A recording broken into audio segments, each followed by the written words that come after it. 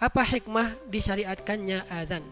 Yang pertama, kata ulama, azan itu punya banyak hikmah-hikmah yang luar biasa. Di antara yang istimewa dari azan itu, yang pertama adalah i'lanut tauhid, deklarasi tauhid. Azan i'lanut tauhid, deklarasi tauhid. Wa tadhkirun nas bihi lailan wa naharan, dan mengingatkan manusia tentang deklarasi tauhid ini siang dan malam. Azan itu deklarasi tauhid. Makanya kalimatnya Allahu Akbar, Allahu Akbar. Kalimat tauhid, yaitu takbir. Asyhadu an la ilaha illallah. Udah tua. Kalimat syahadat, tauhid. Kemudian ditutup dengan la ilaha illallah. Tauhid. Jadi azan nomor satu di antara hikmah-hikmah azan yang luar biasa itu adalah i'lanut tauhid, deklarasi tauhid. Sehingga seringkali dalam sejarah peperangan Islam, ketika mereka berhasil membebaskan satu benteng, teman-teman yang suka nonton film Turki serial, Seljuk, Ertugrul, Ottoman, ya. Kalau udah membebaskan satu benteng, apa yang dilakukan mereka? Azan. Walaupun azan di situ bukan azan untuk i'lan dukhuli waktu sholah, bukan karena waktu sholat, tapi i'lan tentang tauhid. Benteng ini sudah ditancapkan bendera kerajaan Islam, kemudian dikumandangkanlah azan di situ sebagai i'lan, deklarasi. Itu sangat penting tuh. Sehingga seorang muazzin adalah deklarator tauhid. Yaitu para muazzin. Sekeren itu loh profesi azan itu. Profesi muazzin itu, tugas seorang muazzin sekeren itu. Dia mendeklarasikan tauhid kepada manusia. Asyhadu an la ilaha illallah. Dia katakan kepada seluruh makhluk, bukan hanya manusia, inilah yang benar. Tidak ada yang patut disembah selain Allah. Deklarasi tauhid. Yang kedua adalah izharus sya'air wa ta'rif bi anna ad-dar dar Islam. Sebuah syiar, pengumuman bahwa negeri ini negerinya kaum muslimin. Sepenting itu loh. Makanya azan hikmah azimahnya adalah izharus sya'air, menampakkan syiar eksistensi wa ta'rif dan pengakuan bahwa ada kaum muslimin di negeri itu. Ada kaum muslimin di komplek itu, ada kaum muslimin di kelurahan itu, dan seterusnya. Tetap dengan kesantunan kita. Kesantunan di sini artinya dengan suara yang indah, dengan bacaan yang baik, itu kesantunan kita.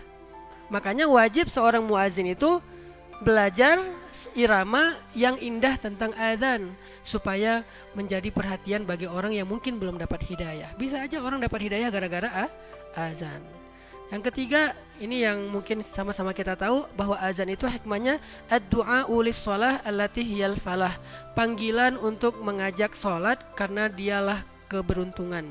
Falah itu kesuksesan, keberuntungan. Yang kita tahu di dalamnya ada kalimat hayya 'alal falah, dan Allah sendiri mengatakan Ista'inu bis sabri was shalah, mintalah pertolongan Allah dengan sabar dan salat. Berarti salat itu adalah jalan datangnya pertolongan Allah untuk kita berhasil, sukses dan bahagia. Azan mengingatkan kita tentang itu. Wahai orang-orang yang bermasalah, sini kalau kamu pengen dapat solusi. Wahai orang-orang yang baru diputusin, sini biar kamu dapat ganti yang lebih baik. Wahai orang-orang yang di PHP-in, sini biar kamu dapat seseorang yang jujur. Wahai orang-orang yang butuh healing, sini biar kamu tenang. Kan gitu kan ya? Jadi azan mengingatkan orang-orang supaya datang kepada hal yang menjadi kebaikan buat mereka. Itu yang disebut dengan ad-du'a lis-shalatil lati hiya al-falah. Karena salat itu adalah sebuah keberuntungan dan kesuksesan. Wa tambihun, dan menjadi peringatan bagi ghafilin hatta la yafutuhum hadzal falah, kepada orang-orang yang masih lalai supaya mereka tidak kehilangan kebaikan dan keuntungan yang ada di dalam sholat itu. Makanya orang yang lagi azan itu harus di dalam suara lantunan azan itu banyak teks yang tersembunyi tetapi diwakili oleh irama. Dalam belajar ilmu maqamat itu sebetulnya kita nggak belajar lagi irama bayati dan segala macam. Kita lagi belajar pesan apa yang ada di balik irama itu. Ketika kita misalnya baca Alhamdulillahi Rabbil Alamin, apa pesan di balik kalimat itu? Atau Alhamdulillahi Rabbil Alamin, apa pesan di balik itu? Alhamdulillahi Rabbil Alamin, apa pesan di balik itu? Kan beda-beda tuh. Emang orang tahu? Tahu. Saya ketika saya jadi imam tahajud, saya tuh kayak DJ. Artinya saya yang mengatur ritme jamaah. Kapan mereka akan nangis. Begitu ayatnya tentang Ya ayyuhalladzina amanu tubu ilallahi taubatan nasuha. Apa teks dari makna dari kalimat itu? Bertaubatlah. Ketika bertaubat, nggak semua orang ngerti tentang maksud dari ayat ini apa sih. Mungkin sebagian dari teman-teman yang udah rajin ngaji tahu lah itu ayat taubat. Tapi yang nggak ngerti gimana? Saya akan wakili terjemahannya lewat nada. Sehingga orang yang nggak ngerti ayatnya pun ikut nangis. Sering banget dulu saya tuh pas beres sholat orangnya datang ke saya, Ustadz tadi Ustadz baca surat apa sih? Kok saya kena banget di hati saya? Karena saya menyampaikan pesan lewat nada. Itu yang kita pelajari untuk level nasional itu udah belajar filosofi nada, udah nggak belajar lagi nama-nama nada. Saya juga udah lupa dengan nama-nama nada. Tapi filosofinya dijaga. Begitu ayatnya la uqsimu biyaumil qiyamah. Begitu kalimatnya kalla idza balagatit taraqiya wa qila man raq wa dhanna annahu al-firaq waltaffatis saqu bis-saq. Kenapa saya naikin? Orang yang nggak belajar maqamat dengan filosofi, dia pikir Ustadz naik tiba-tiba turun. Enggak, itu lagi kasih pesan tuh. Itu saat sakaratul maut yang begitu menyakitkan, begitu menegangkan, begitu mengerikan. Saking sakitnya tuh kita sampai bertaut lutut dengan lutut, betis dengan betis, menahan rasa sakit, disampaikan lewat nada. Itu yang disebut dengan mengingatkan orang-orang yang tadinya nggak aware tentang sholat, diingatkan sholat itu indah loh, sholat itu nyaman loh, sholat itu keberuntungan, kebaikan loh. Sampaikan dengan suara azan yang menarik supaya orang yang tadinya ghafilin, gak tertarik untuk sholat, gak tertarik untuk ke masjid, merasa ini panggilan yang indah, saya mau ke masjid. Sepenting itu teman-teman. Yang keempat, al-i'lamu bidukhuli waqtis shalah wa makanin adaiha. Ini yang umum ya, pengumuman masuknya waktu sholat dan tempat melaksanakan ibadah sholat. Jadi kalau kita lagi jalan di luar rumah, di luar komplek, biasanya kan kita suka nyari-nyari masjid ya. Saya pernah waktu lagi ke salah satu mall di Bandung tuh, karena saya pengen sholat Jumat, saya keluar kan, karena datangnya pagi. Terus pas menjelang Jumat saya keluar nyari-nyari masjid. Bagaimana saya menemukan masjid kalau nggak kelihatan menara karena ketutup sama gedung-gedung yang tinggi dengan suara azan. Sehingga di sana nih masjidnya. Kalau suaranya saut-sautan banyak, saya akan memilih yang mana yang paling indah. Biasanya kalau muazinnya aja gini, gimana imamnya nih? Allahu Akbar, Allahu Akbar. Udah pasti sudes. Ya, pasangannya ya. Alhamdulillahi Rabbil Alamin. Udah pasti itu satu paket itu. Hukmul adzan wal iqamah. Hukum mengumandangkan azan dan iqamah. Azan itu dasarnya disyariatkan untuk sholat 5 waktu dan sholat Jumat aja. Azan dan iqamat itu hukumnya fardu kifayah. Kalau dalam satu wilayah kaum muslimin tidak terdengar suara azan, maka semua kaum muslimin yang ada di wilayah itu menanggung dosa. Penting banget kan peran muazin? Kalau dia nggak azan nih, kelewat ketiduran nih subuh nih, Akhirnya semuanya bangunnya sholat sendiri-sendiri tanpa azan, maka seluruh kaum muslimin yang ada di komplek itu berdosa. Kalau terdengar itu masih satu wilayah. Terdengarnya ukuran siapa nih? Ukuran suara Bilal. Suara Bilal itu ukurannya apa? Suara Bilal itu ukurannya terdengar sampai 40 rumah. Rumah pada masa itu nggak kayak sekarang. Lihat secara historis, jangan secara kekinian. Kekinian rumah 40 mah cuma segitu. Ada komplek yang makan rapat banget, yaitu di ganggang ya. 40 rumah mah deket atuh.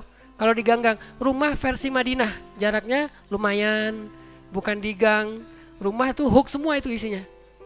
Semua rumah itu ada jalan kanan kiri belakang. Kan jauh tuh 40 berarti. Ya kurang lebih segitu, enggak persis sih, kurang lebih. Berarti itu satu wilayah. Kalau segitu enggak ada yang azan, semuanya kena dosa. Selain perempuan. Alhamdulillah ibu-ibu enggak nanggung dosa. Bapak-bapak semua kena dosa, mulai yang balik sampai yang dia uzur. Hadiran wa safaran. Nah, azan itu disyariatkan untuk dilakukan ketika kita hadir. Arti hadir itu bermukim atau ketika kita safar. Ternyata safar juga azan. Gak harus ketika kita mukim, safar kita azan. Adapun kalau tidak ada jamaah cuman sendiri, maka dia menjadi hukumnya sunnah saja. Poin yang bab yang kelima, fadlul adzan, keutamaan adzan. Pertama adalah muazzin mendapatkan pahala yang sangat besar di sisi Allah Subhanahu wa taala. Kemudian fadilah yang berikutnya, kata ulama, di antara fadilah azan, Allah menjanjikan ampunan dosa untuk muazzin. Nabi SAW bersabda, muazzin itu diampuni dosanya sejauh jangkauan suara azannya. Ini juga menjadi jawaban bagi permasalahan kita. Kenapa kok sejauh jangkauan suaranya? Karena setiap orang atau makhluk Allah yang mendengar azan itu menjadi ampunan dosa bagi muazzin. Bukan hanya orang, makhluk. Kenapa? Seluruh benda yang basah maupun yang kering yang mendengar azan, kata Nabi, memohonkan ampunan untuknya. Makin banyak yang bersaksi, makin banyak dosa kita yang diampuni. Gara-gara, ya Allah saya bersaksi dia baik, ya Allah saya bersaksi dia pernah azan, ya Allah saya bersaksi dia pernah i'lanut tauhid, mendeklarasikan tauhid tentang engkau. Ampuni. Itu dahsyatnya azan. Lalu yang keempat, mendapatkan doa dari Nabi. Nabi SAW pernah mendoakan muazzin dengan kalimat, ya Allah berilah petunjuk kepada imam-imam kaum muslimin dan ampunkanlah dosa-dosa para muazzin. Hadis riwayat Ibnu Hibban.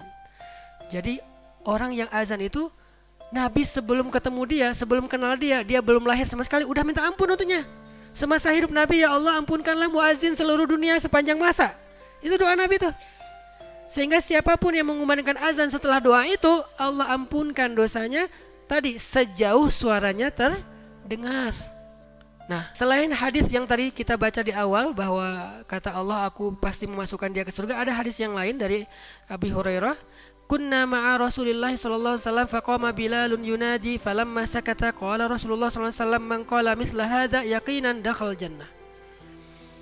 Kami, kata Abu Hurairah, pernah sedang duduk bersama Nabi, kemudian Bilal berdiri dan mengumandangkan azan. Lalu ketika Bilal selesai dengan azannya, Nabi bersabda, siapa yang mengucapkan seperti apa yang diucapkan orang ini dengan penuh keyakinan, maka dia masuk surga. Nah ini, bagaimana dengan kita yang gak dapat kesempatan azan? Maka kita yang tidak dapat kesempatan azan tapi pengen dapat kemuliaan seorang muazzin, amalkanlah hadis ini. Ucapkan apa yang diucapkan muazzin. Makanya ketika azan kita diam, pas lagi ada acara kita diam, itu bukan sekedar menghormati azan. Yang terjadi adalah kita lagi rame nih, azan diam, tapi habis itu ngobrol. Gitu kan yang sering kita alamin ya. Saya juga kadang-kadang gak sengaja kayak gitu. Jadi tetap diam untuk membaca bacaan muazzin. Kayaknya gak usah semua, saya persingkat aja ya. Nah, quwwatul adzan. Ini penting banget nih. Quwwah itu artinya apa? Kuat. Kuat itu bahasa Arab. Dari hadis Abu Hurairah, kalau terdengar suara panggilan sholat, yaitu azan, maka syaitan akan lari terbirit-birit. Kalau terdengar suara azan, syaitan lari terbirit-birit. Hatta la yasma, sampai dia nggak dengar suara azan. Artinya apa? Kalau bisa bikin dia terbiri-biri sejauh mungkin. Gitu kan pesannya kan?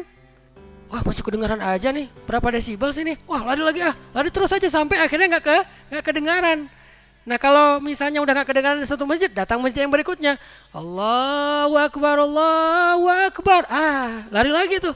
Sampai setan itu terusir ke tengah samudra. Hatta la yasma' ta'dzin, sampai dia nggak dengar lagi suara azan. Fa idza qadan nida akbal. Kalau udah beres semua azan di satu wilayah, datang dia tuh, balik lagi. Begitu nanti taswib itu as-salatu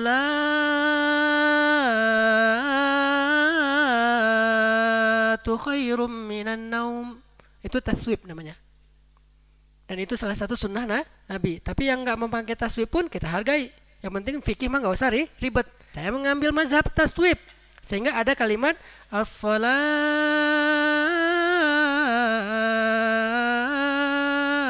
khairum minan naum. Itu lari lagi dia tuh, adbar lagi tuh. Tadinya mau ngapain dia? Tadinya mau ngeganggu orang yang lagi tidur. Tidur aja udah. Enak, lu kan baru tidur, kan lu insomnia overthinking. Udah lu nanti aja lah, masih bisa kok, masih panjang kok segala macam. Begitu muadzin ngomong as-salatu khairum minan naum, dia lari lagi tuh dari orang yang tidur. Itu pentingnya taswib, supaya membantu saudara kita yang mungkin kesulitan bangkit dari tempat tidur. Fa idza qadat taswib akbal, kalau udah beres taswib dia balik lagi. Setan tuh emang gitu, petak umpet. Hatta yakhtira bainal mar'i wa nafsi, sampai dia mengganggu di antara manusia dengan pikirannya. Dia akan ingatkan kita, uzkur kaza, coba ingat ini. Sering gak nemu ide pas lagi sholat? Oh iya ya. Begitu tadi mikirnya panjang banget gak dapat. Begitu Allahu Akbar, nah bener, nemu aja ide tuh. Entah apa-apa ide. Dan idenya kadang-kadang gak satu. Si setan itu terus-terusan ngingetin kita dengan ide-ide yang brilian. Dan setan juga gak bodoh-bodoh amat juga sih. Jadi dia tahu ide-ide yang brilian yang kita pengenin, dia ingatkan kepada kita. Hatta yadhallar rajul la yadri kam shalla, sampai orang itu lupa dia udah sholat berapa rakaat. Itu yang kita alamin. Tadi udah ruku belum ya? Kok tiba-tiba udah sujud kan gitu ya?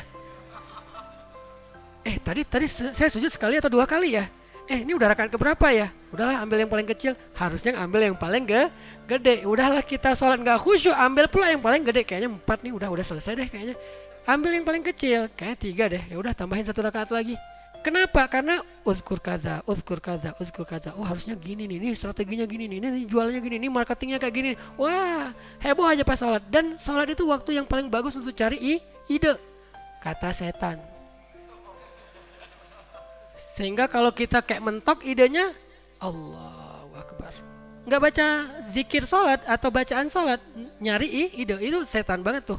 Makanya maksudnya yang ngerjainnya tuh setan banget. Makanya quwwatul adzan, tujuan azan itu adalah mengusir setan sejauh mungkin sehingga baliknya lama. Artinya kalau dia diusirnya dekat, baliknya gampang. Emang itu tugas dia kan?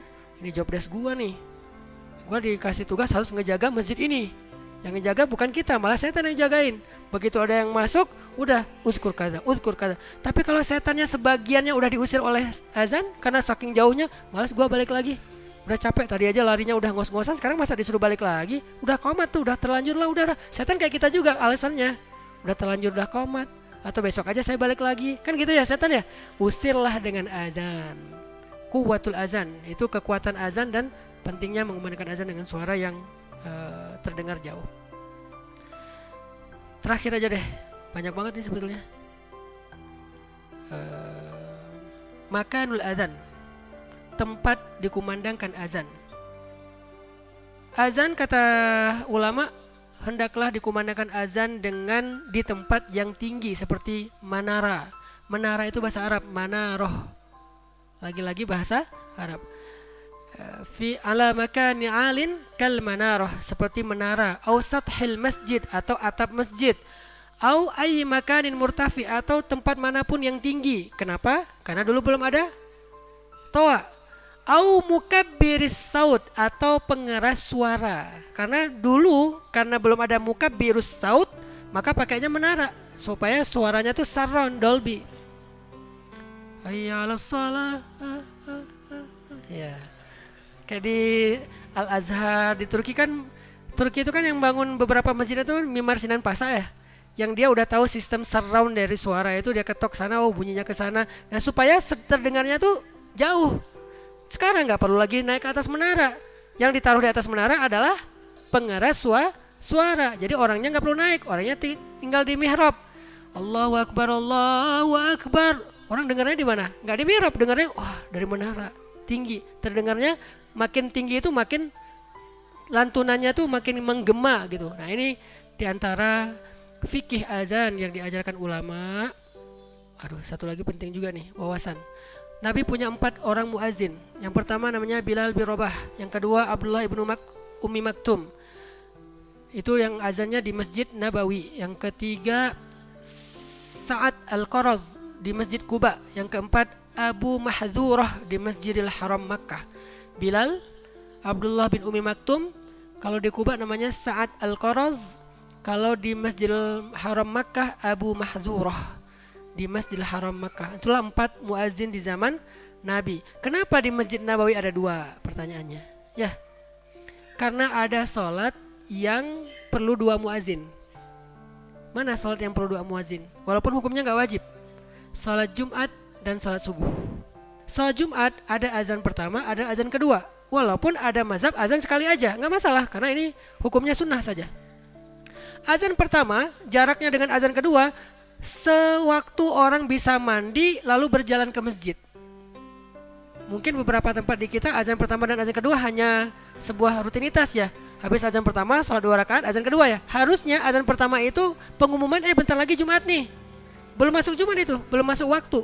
Bentar lagi Jumat. Ukurannya apa? Orang mandi seperti mandi janabah, mandi besar. Udah mandi sabunan segala macam wangian, pakai pakaian yang layak ke masjid, kurang lebih 15-20 menit lah. Kalau di Masjidil Haram itu sekitar setengah jam.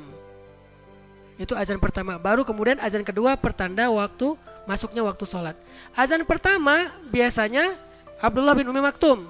Azan kedua Bilal. Begitu juga dengan subuh. Subuh itu karena beda sama sholat yang lain. Kan kalau yang lain mah bukan dalam keadaan kita tidur. Supaya orang sempat ke masjid. Biasanya ada azan sekitar waktu orang sahur. Jadi sekalian mengumumkan bangun sahur. Jadi boleh dengan azan, boleh juga mungkin ada tradisi di kita pakai sahur gitu ya. Sahur ya. Kangen ya dengan suasana itu ya.